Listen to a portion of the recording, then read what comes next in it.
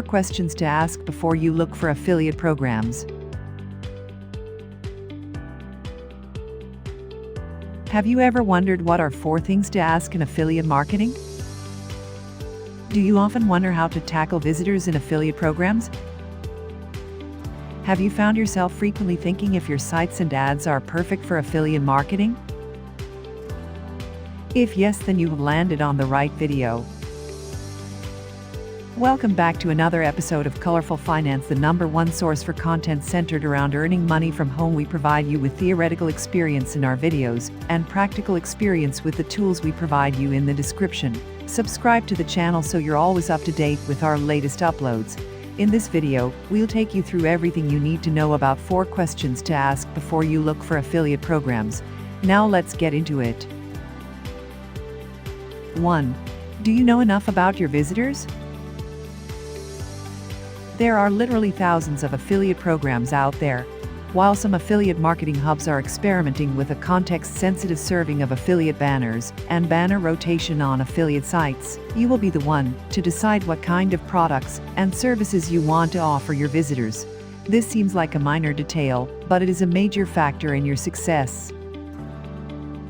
If you haven't already, take a look at the stats for your website over the past month or so. Where do your visitors come from?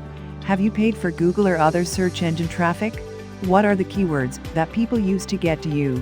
More complex and specific search terms tend to result in more immediate conversions, while broader search terms may result in sales later. If people get to your site using what you believe to be broad search terms, you need to be sure that the cookie life, the amount of time that passes between someone from your site visiting the affiliate merchant site and the sale, is long. Do you have text links or other advertising on other sites? Do you know the demographics of the visitors from those sites? Have you spoken to the webmaster, owner, or manager of the sites on which you advertise and asked him or her about their visitors?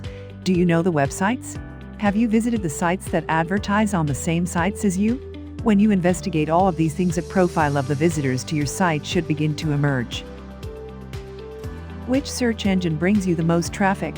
If it's Google, the user is slightly more apt to be male, and in the middle as far as a propensity toward buying something, 42% more likely than the average user. There's a terrific article on marketingvox.com if you want to see more details.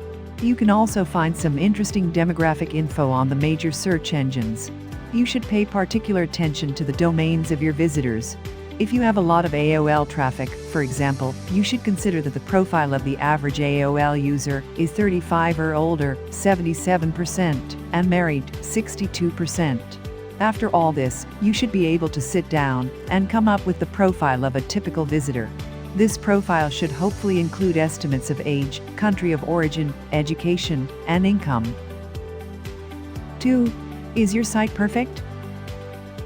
You're asking someone to buy something from your site. If the pages have sloppy HTML code, broken links, or instability from a bad cascading style sheet, it makes you look cheesy. We've all been uncomfortable buying something off a cheesy website. You don't want to be on that website. Let's start with the HTML code. Are you sure there are no errors in it? Have you used an HTML checker like the one at W3C? I find mistakes in my code all the time. Unless you check your code on several browsers and several resolutions, you might not catch an error. The validator will. If you use cascading style sheets, you should also visit the CSS checker. Speaking of validators, you should check your links often. W3.org also has a link validator. The site should also be optimized for search engines, be easy to understand and navigate, and should have a sitemap for people and spiders to find their way around. You should have had 10 of your closest friends take a look at the site and give you their feedback, and you should always listen to unsolicited comments from users with an open mind and place value on them. If someone takes the time from their busy day to send you an email about your site, they feel strongly about it, and you should take a close look at what they're talking about. Understand that if your incoming visitors campaign is not working right, you're wasting your time with your sales or action program. 3. Where the ads are going to go. People have been ignoring banners for 10 years. That's why they shake and make sounds. Someday I'll tell you about the screaming match I had with a creative director the day we put out the first talking banner ad to try to get your attention. Where you put it on the page is going to make a huge difference. Briefly, banners need to go somewhere the eye naturally rests, next to the masthead, near the navigation, at the bottom of the page. Placement of any ads is a huge part of getting them noticed or clicked. A lot of people, including me, believe that text ads should be placed at natural breaks and be close to the same in text size and color as the text. You need to surf around and look at where people place their ads, and you need to figure out where you think they would work on your site. If you plan to create pages for some of the products you endorse, a great idea, you need to figure out how prominently you want to place the advertising. Most people won't buy something if they believe you're shilling for a particular company. They will buy from someone they believe honestly endorses the product or service. You need to figure out how to keep the distinction. 4. What's your hunch on the right kind of offers for your site?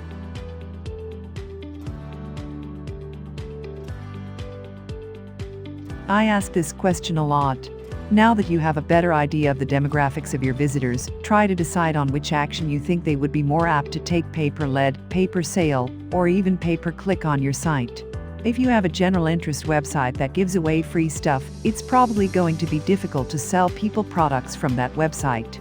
It might be smarter to try to get them to sign up for a free products newsletter from one of the affiliate programs, or you may want to look for offers that target the age group of your site, rather than offers that target a specific interest. You might be looking for smaller ticket sales or only leads. Leads get the user to the end of the advertising process chain, but require less of a commitment. Try to come up with the 4, 5, 6, or 50 ways to slice this all up, by type of action, by type of sale or lead, or any other way you can come up with. Then you can go out and find the different offers that might appeal to your visitors. When it comes time to place the ads, try to put different ads in similar spaces on the same pages, and see how they do. Get your questions answered and you're ready to take the plunge into affiliate marketing. And with that, we've reached the end of this video all about 4 questions to ask before you look for affiliate programs. Let us know in the comments section down below if you enjoyed this episode and found it helpful and interesting. Remember to leave a thumbs up before you leave. Also subscribe to Colorful Finance and click the notification bell so you're always up to date with our latest releases. As always, thanks for stopping by and watching. See you again soon in the next one.